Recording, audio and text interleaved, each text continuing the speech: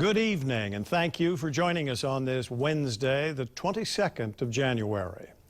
Many residents in Diamond Head are piecing together their lives following the tragic murders and devastating fire on Sunday. One neighbor who had a restraining order against the suspect, Jerry Hanel, says more needs to be done to protect residents. Sarah Madison joins us with our top story. Sarah? Joe, we went back to meet with Warren Daniel, the neighbor who guided police to certain locations right after the shooting started. Now, he explains more about the confrontations he had with Hanel and says the underlying discussion to move forward is about mental health. It's kind of like walking in mud with, with boots and trying to just one step at a time.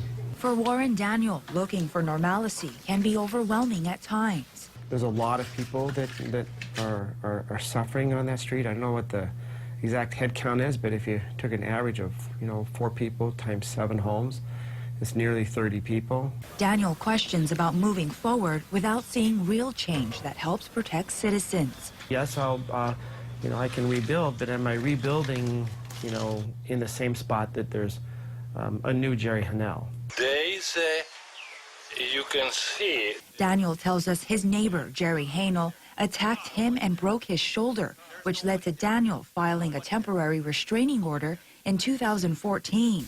But Daniel says that didn't stop Hanel from terrorizing him and his family for several years. We had the first TRO petition filed in October and the order granting it. His attorney, David Hayakawa, had to file motions to modify the original restraining order because he says Hanel would find loopholes. Such as he built a stand to put a barbecue on top of that just went above the wall, so he'd have to get on a ladder to get up to this barbecue on the stand, load it with wet leaves, start billowing smoke only on days in which the wind blew it into my client's home. Hayakawa says when you file a TRO against a neighbor, you cannot force him or her to move. The court can create all these restrictions, and so that's why we had the problems here, is the landlord, it was up to the landlord to take action. Daniel tells us the horrifying tragedy that took place on Sunday could have been prevented, and he doesn't want to see this happen again. If you're worried about mental health of